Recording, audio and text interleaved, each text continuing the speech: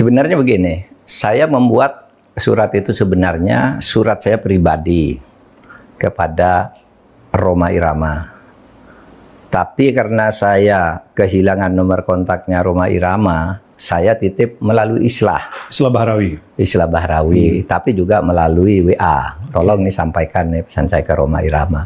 Jatuh memang saya yang membuat itu. Betul Pak Mahfud ya? Betul membuat. Dan saya katakan saya mendukung Rhoma Irama untuk mengklarifikasi soal Habib ini. Karena saya terganggu dan tersinggung terhadap perkembangan ini sesudah saya melihat tiap mau tidur saya lihat YouTube pertengkaran Rhoma Irama, Imaduddin, Gus Abbas dengan para habaib itu luar biasa, menimbulkan pro kontra. Lalu saya lihat apa sih masalahnya?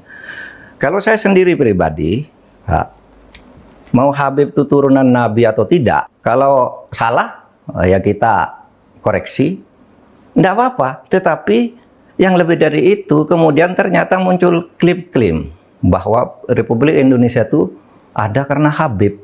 Wali Songo itu semuanya Habib. Padahal Habibnya baru datang sesudah Wali Songo meninggal. Gitu loh. Lalu diklaim ini turunan Habib ini. Imam Bonjol coba dibilang itu Habib Syahabuddin. Itu dari mana? Oh, Imam Bonjol Habib Syahabuddin gitu. Lalu ada hurufatnya bahwa kakek saya yang nama Mugaddam itu bisa membentak malaikat mungkar dan nakir katanya. Karena menyiksa orang di sebelahnya, orang banyak dosa dikuburkan di sebelah kakek saya itu lalu disiksa oleh malaikat mungkar nakir. Keluar kakek saya panggil mungkar nakir, pergi kamu katanya. Itu kan khurafat. Meskipun ini tidak bisa merepresentasikan Habib gitu Pak. Wah, Habib banyak yang bagus. Saya punya Habib Quraisy Shihab bagus. Saya punya Habib Alwi Shihab bagus. Habib Syekh saya kenal bagus, sangat santun. Ya? Ada juga Habib namanya Habib Ahmad bagus. Habib Abu Bakar yang saya kenal di Pasuruan bagus. Dan semua itu dihormati. Habib ini nih mengklaim-klaim begitu dan orang yang tidak tahu, orang awam banyak yang percaya karena ini Habib yang ngomong. Habib benar. Lalu rasa cinta saya kepada negara ini menjadi luntur.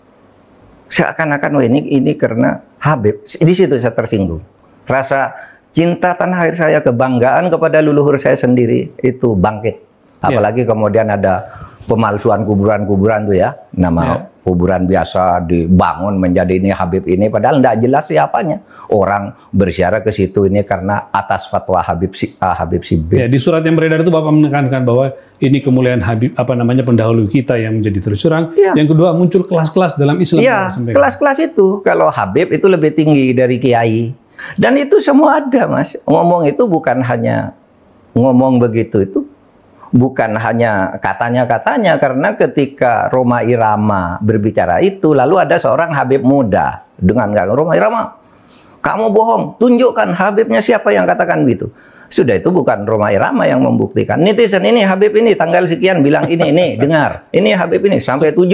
Maksud saya tidak ada urusan Habib itu ya bagian dari kita juga, tidak apa-apa. Ya. Bangsa kita juga, tapi jangan juga dibiarkan merajalela sesukanya. Saya bilang begitu.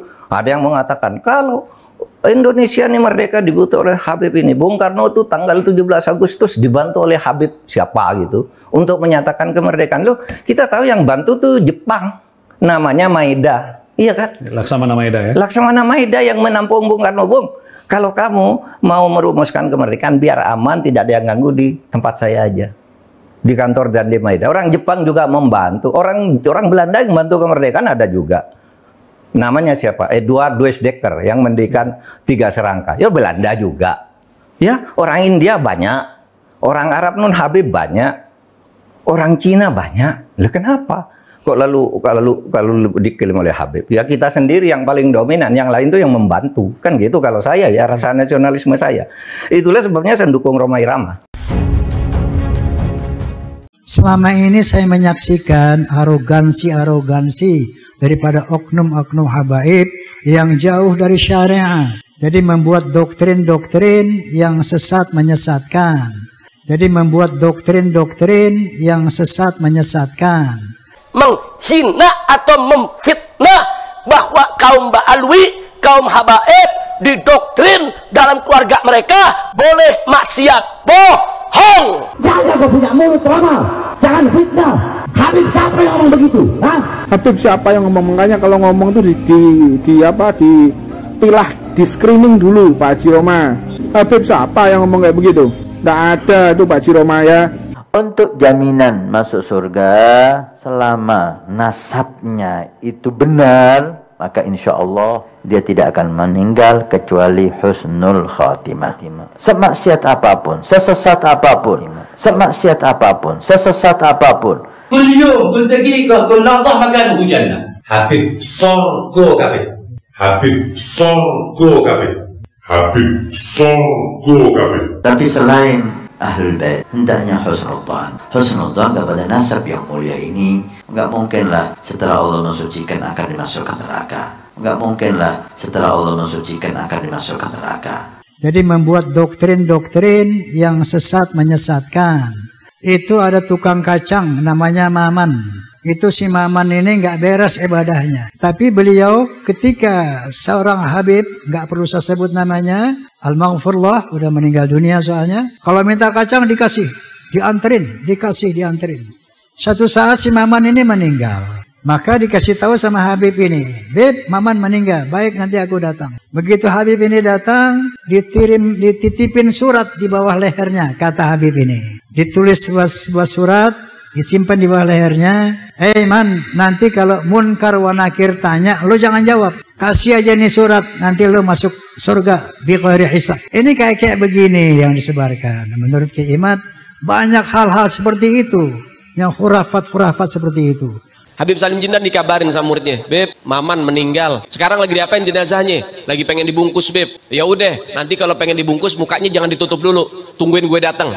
Datang Habib Salim Jindan, ngelihat tuh jenazah tuh, pengen dibungkus, pengen ditutup kain kafannya. Beliau ambil kertas kecil, kertas kotak kecil. Beliau tulis, ditaruh di bawah kepalanya si jenazah. Man, gue tahu lo ibadahnya berantakan, tapi lo cinta sama dzurriyyat Nabi Muhammad, ikhlas dari dalam hati. Nanti kalau malaikat Munkar Nakir datang nanya pertanyaan kubur, jangan lo jawab, man. Lo kasih surat dari gue, lo masuk surga tanpa hisab. Dijamin sama Habib Salim. Lo kasih surat dari gue, lo masuk surga tanpa hisab. Dijamin sama Habib Salim. Orang kalau meler cinta kepada kami, ketahuilah jika ada orang zalim, dia aman dari semuanya, ketahuilah mereka masuk surga karena syafaat kami, keluarga Nabi SAW. Walaupun kamu merasa hina, kamu merasa gak ridho, kamu gak rela. Yang nyuruh umat Islam cinta Ahlul Bait bukan Habibnya, bukan Sayyidnya, bukan Syarifnya, tapi perintah untuk cinta datangnya langsung dari Allah Ta'ala, Bu, dalam Al-Quran. Kenapa? Sebagai balas budinya kita kepada baginda Nabi besar Muhammad. Jadi membuat doktrin-doktrin yang sesat menyesatkan. Coba saya pengen tahu siapa itu Habib yang ngomong. Ya saya aja yang menghadapi. Jangan sembarangan memfitnah, jangan. Ini ada beberapa tokoh, saudara, sudah ketularan para begal nasab, saudara. Kalau memang ada Habib yang ngomong begitu, saya yang bantai dia di depan Romai Rama, saudara. Jangan sampai kita nyakitin hati dzurriyyahnya Nabi Muhammad SAW. Dzurriyyahnya Nabi tetap dzurriyyah, walaupun dia bandel, walaupun dia nakal. Allah berkata apa? Tidak pernah berhenti untuk membersihkan kotoran semua habaib yang ada di dunia. Semua habaib yang ada di dunia dibersihin. Di sini maksudnya husnul khatimah, akan bareng dengan jidnya nanti di akhirat. Yarfa'illahu alladhina amanu minkum walladhina utul ilma darajat. Allah akan mengangkat derajat orang yang berilmu, pengetahuan dan beriman di atas orang-orang yang tidak berilmu dan tidak beriman. Jadi ukuran kemuliaan di sisi Allah adalah iman, takwa dan ilmu, bukan dari nasab. Habib bodoh itu masih lebih utama daripada orang yang berilmu. Auqala, atau beliau berkata syarifun wahidun, satu habib, satu syarif, satu sayyid afdal min sab'ina aliman, lebih utama daripada 7 orang alim. Ukuran kemuliaan di sisi Allah adalah iman, takwa dan ilmu. Iman, takwa dan ilmu, bukan dari nasab. Jadi saya punya murid namanya Gilang. Itu dia pernah ceramah mengatakan bahwasanya satu habib bodoh lebih utama dari 70 orang alim. Waktu saya masih di Habib Bahar sering bilang, belajar sama satu habib sama ukurannya belajar dengan 70 kiai. 70 kiai. Ini udah bodoh, goblok, tolol, sok pinter, padahal goblok, padahal bodoh, padahal tolol. Satu Habib, walaupun Habibnya jahlun, maksudnya bodoh kata Iwan, itu ukurannya perbandingannya amat 70 kiai yang alim. Syarifun jahilun, Habib bodoh lebih utama daripada orang alim yang mengamalkan ini. Riwayat Syarif afdal min sab'i alimin. Satu orang Habib lebih utama, lebih mulia daripada 7 orang yang alim. Iman, takwa, dan ilmu bukan dari nasab. Li'annahu dzatiyun. Garis keturunan itu zat, nggak bisa dirubah. Darah daging. Au adilu syai', tidak ada sesuatu apapun yang bisa mengunggulinya dan lebih utama darinya. Bahwa sampai kapanpun orang yang belajar kemudian jadi kiai pinter, kemudian dia merasa sederajat dengan kabaib, maka katanya ini sudah su'ul adab. Seorang kiai itu, seorang ustadz itu kalau sudah dia benci kepada habaib, ada apa-apa kepada habaib, merasa sama, maka dia akan mendapatkan imbasnya. Nabi SAW mengatakan, la tuqaddimu Quraisan wa la tataqaddamu, qaddimu Quraisan wa la tataqaddamu, wa illa fatahlaku. Qaddimu Quraisan, jadikan mereka itu termasuk pemimpin, dahulukan mereka dalam hal apapun. Lihat Kiai Hamid, beliau mau jadi imam, lihat dulu, ada habaib nggak mau jadi imam, walaupun kecil suruh jadi imam. Kenapa? Dia tahu, nyambung sama ilmunya Rasulullah. Dan neraka itu untuk orang-orang ahli maksiat, walaupun dia Sayyid Quraisy Bani Hashim. Gua kepret loh. Yahudi pesek mau fitnah habaib, penyok, unyil. Gua kepret masuk kuburan loh. Saya tantang para bekal nasab. Hei Yahudi pesek. Surga itu untuk orang-orang yang bertakwa, walaupun dia budak dari bangsa Habsyi. Kalau jadi habaib di Afrika, wogo, jadi Bilal bin Rabah.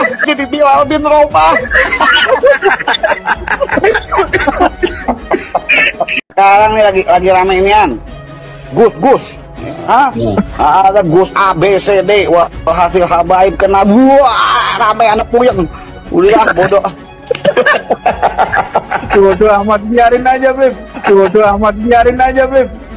Jangan dibahas, Beb. Ya biarin aja.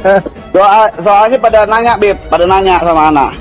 Iya, Beb. Gini gimana bilang alhamdulillah udah jadi habib di Indonesia, bersyukur kepada Allah Taala sudah jadi habib. Para habaib duriyae Kanjeng Nabi, darah dagingnya Rasulullah terbanyak di dunia, tinggal di Indonesia. Alhamdulillah. Coba kalau jadi habib di Afrika, auzubillah, panas.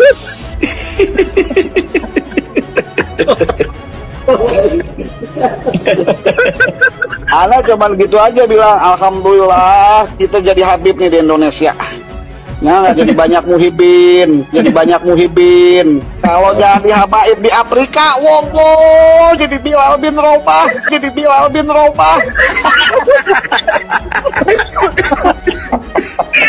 Saya juga sudah podcast, barangkali antum sudah lihat podcast saya dengan Dr. Hugeng. Ya, beliau menyatakan bahwa menurut tes DNA bahwa yang namanya Ba'alawi mustahil sebagai keturunan Nabi. Mustahil sebagai keturunan Nabi. Ya jangan mau. Tidak percaya. Katanya habaib di Indonesia itu nggak ada. Habaib di Indonesia katanya palsu. Katanya belum terbukti secara ilmiah.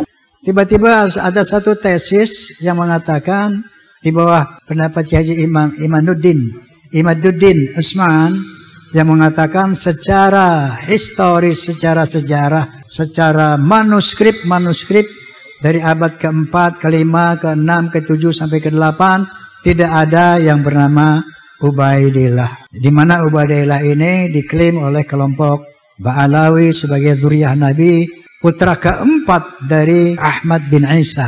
Sementara dalam manuskrip dari abad ke-4 sampai ke-8 yang diteliti oleh Kiai Haji Imaduddin, konon kata beliau tidak mendapatkan anak yang ke-4 itu, Ubaidillah. Yang ada cuma 3 putra beliau, yaitu Muhammad, Ali, dan Husain. Nah, ini muncul di abad yang ke-9 nama Ubaidillah ini.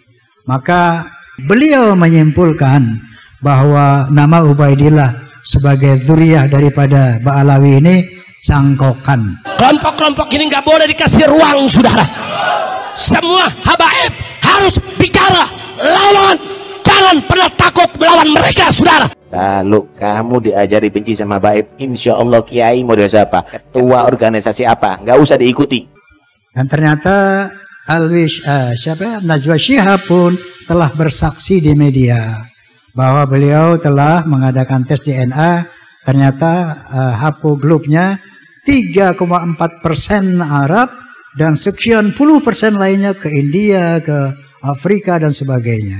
Ini sekarang yang ngaku-ngaku Habib, ngaku-ngaku keturunan Rasulullah luar biasa banyak. Karena di dalam tubuh kami mengalir darah suci kakek kami Rasulullah.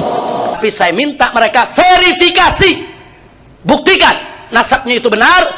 Wa qala Nabi sallallahu alaihi wasallam aidan, walau ana Fatimah binti Muhammadin saraqat laqata'tu yadaha. Seandainya Fatimah binti Muhammad, anak kandungnya sendiri mencuri, aku akan potong tangannya. Siap bersama habaib, siap dukung Ba'alwi, siap sikat bekal-bekal nasab. Takbir. Saya tantang para bekal nasab. Hei Yahudi pesek, gua kepret loh. Jadi ternyata menurut Al-Quran dan hadis tidak ada privilege, tidak ada keutamaan nasab itu kecuali iman dan takwa. Umur sudah lebih dari 80 tahun, sudah tua, sudah lanjut usia, jangan sampai su'ul khatimah. Wah, ini doktrin kalangan habaib, mereka boleh maksiat. Siapa yang bilang? Habaib mana punya doktrin begitu? Jadi kalau habaib itu ya dua-duanya, punya maksiat zahir, punya maksiat batin. Liyudhiba ankum rijsa ahlal bait wa yutahhirakum. Allah juga tidak pernah berhenti untuk membersihkan. Siapa yang disestempel Allah tidak pernah lepas dari pembersihan Allah. Wa yutahhirakum, lah kan sudah dibersihkan, kenapa kok disucikan? Habib Soleh mau ngasih berapa? 200. 1 juta. Bang Rocky 1 juta. Bang Refli. Bang Refli 5 juta 100.000 gar. Oh, Bang Refli 6 juta. Haji Oping 20 juta. Takbir. 500.000 Abang Saleh. 1 juta Habib Abu Bakar 1 juta. 1 juta Habib Hanif. Kayak Sobri 500.000 lah hitung lah ya. 1 juta Habib Muhammad. Namun apapun hasilnya nanti tetap jaga persaudaraan para muhibin, gak usah berhenti mencintai Habib. Jadi walaupun nanti hasilnya mereka bukan turunan Nabi, tetap kita akan jaga persahabatan itu. Kenapa? Karena di akhirat nanti bukan dari nasab inilah ukuran keselamatan seseorang. Karena Allah SWT berfirman, inna akramakum indallahi atqakum. Sesungguhnya ketinggian derajatmu di sisi Allah takwamu, bukan nasabmu.